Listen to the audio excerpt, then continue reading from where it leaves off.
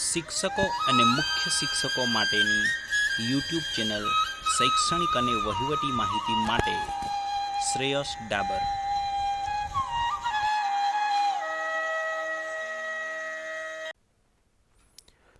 નમસ્કાર મિત્રો, આ વિડીયોમાં આપણે વાત કરીશું શિક્ષણ સેવા વર્ગ 2ની 300 જગ્યાઓ ગુજરાત જાહેર સેવા આયોગ એટલે જીપીએસસી દ્વારા 2025નું જે કેલેન્ડર બહાર પાડવામાં આવ્યું છે એમાં બતાવવામાં આવી છે.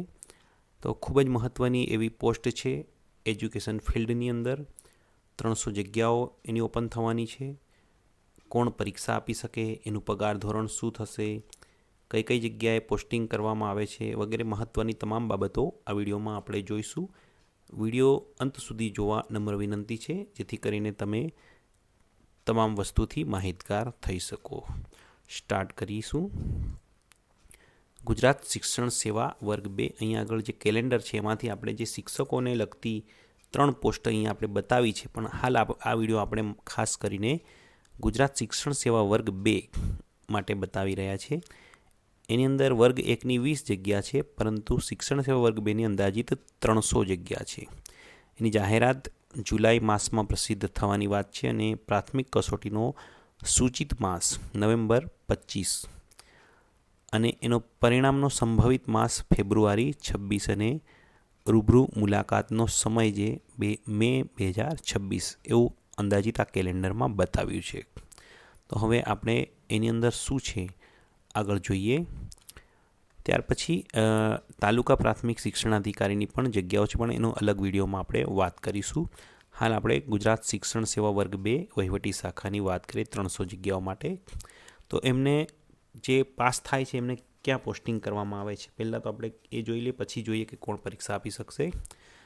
હવે સરકારી અને મોડેલ સ્કૂલ જે હોય છે એના આચાર્ય તરીકે એમને નિમણૂક આપવામાં આવે છે.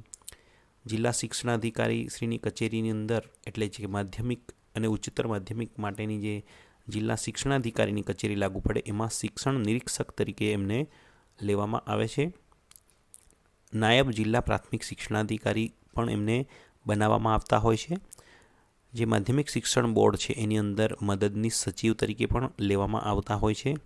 કમિશનર અને શાળાઓની કચેરીમાં વિષય નિષ્ણાત તરીકે પણ એમને નિમણૂક આપવામાં આવે છે. રાજ્ય પરીક્ષા બોર્ડમાં મદદનીશ સચિવ તરીકે આ વર્ગ 2ના અધિકારી શિક્ષણ સેવામાંથી જે આવે એમને મૂકી શકાય છે. પાઠ્યપુસ્તક મંડળમાં પણ વર્ગ 2માં જે જગ્યા હોય છે ત્યાં, અને પ્રાથમિક શિક્ષણ નિયામક કચેરીની અંદર મહેકમ એમનું હોય છે. એટલે આટલી બધી જગ્યાએ જે શિક્ષણ સેવા વર્ગ 2ની પરીક્ષા પાસ થતા ઉમેદવારો છે અને ઇન્ટરવ્યૂમાં જે સક્સેસ થાય છે એમનું નિમણૂક આપવામાં આવતી હોય છે. કોણ પરીક્ષા આપી શકે, તો શૈક્ષણિક લાયકાત અને અનુભવોની આપણે વાત કરીએ તો અહીં આગળ બેચલર ડિગ્રી જે આર્ટ્સ, સાયન્સ કે કોમર્સની અંદર લીધેલી હોય, કોઈપણ જે યુનિવર્સિટી છે એ જે નિયમ પ્રમાણે જે ભારતની યુનિવર્સિટી છે રેકોગ્નાઇઝ થયેલી, અને એની અંદર જેમણે BA, BSc કે BCom કર્યું હોય ત્યાર પછી એમણે 2 વર્ષનું કે ડિગ્રી કોર્સ કરેલો હોય, એટલે કે BEd from any other university, એટલે કે BA, BEd, BSc, BEd, BCom, BEd એ તદ ઉપરાંત એની સાથે ત્રીજી બાબત જરૂરી છે, have at least 5 years combined or separate experience, એટલે કે 5 વર્ષનો કમ્બાઇન્ડ એટલે એક જ શાળાનો અથવા તો અલગ અલગ શાળાઓનો કે અલગ અલગ સંસ્થાઓનો અનુભવ ટીચિંગની અંદર અથવા તો એડમિનિસ્ટ્રેશન એટલે કે ભણાવવામાં અથવા તો વહીવટી કાર્યોમાં. એ જે government, local bodies, university or private or public sector, self finance education organisation, educational institution on the post which can be considered equivalent to the post of assistant teacher class 3. એટલે વર્ગ 3ની અંદર જે આસિસ્ટન્ટ ટીચર છે એના લેવલની જે કંઈ post પર કામ કરતા હોય, તમે આ પ્રાઇવેટમાં કે પછી સરકારીમાં કે ગ્રાન્ટેડમાં, માધ્યમિક શાળાના શિક્ષકો, ઉચ્ચતર માધ્યમિકના શિક્ષકો, ત્યાર પછી જે કોલેજના પ્રોફેસર્સ હોય છે તે, પછી ડાયટના પ્રોફેસર્સ હોય છે, લેક્ચરર્સ હોય છે, એ પણ આ પરીક્ષા આપી શકે છે.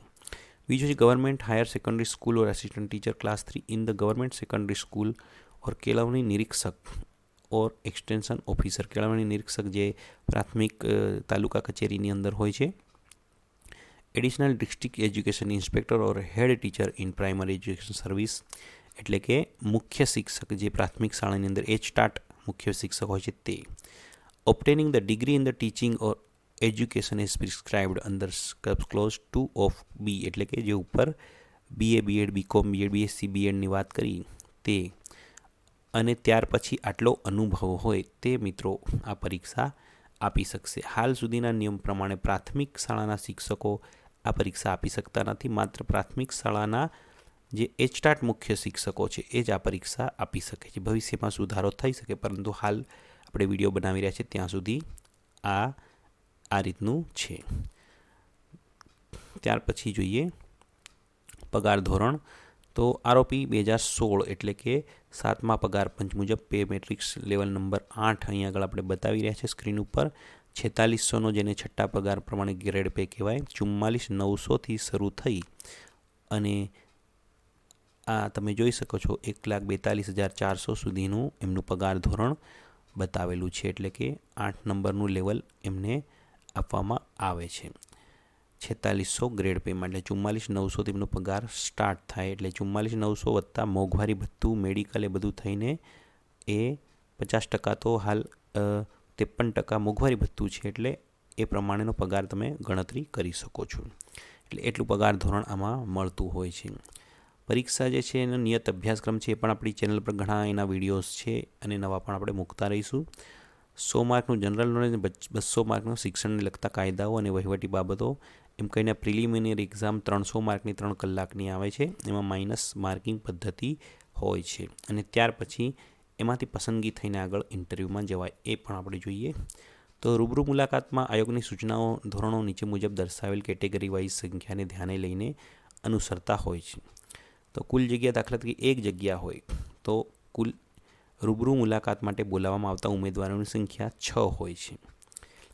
2 જગ્યાઓ ભરવાની હોય તો 8 જણાને બોલાવવામાં આવે છે. 3 જગ્યા ભરવાની તો 10 જણાને બોલાવવામાં આવે છે. 4 કે તેથી વધુ જગ્યા હોય તો કુલ જગ્યાથી 3 ગણાને બોલાવવામાં આવે છે. દાખલા તરીકે આપણા વિડીયોમાં કીધું એમ કે 300 જગ્યાઓ છે તો 900 જણાની પસંદગી પ્રિલિમિનરી પરીક્ષા પછી કરવામાં આવશે ને એમાંથી ધીરે ધીરે કટ થતા જઈને ઇન્ટરવ્યૂ માટે 900 જણાને બોલાવવામાં આવતા હોય છે.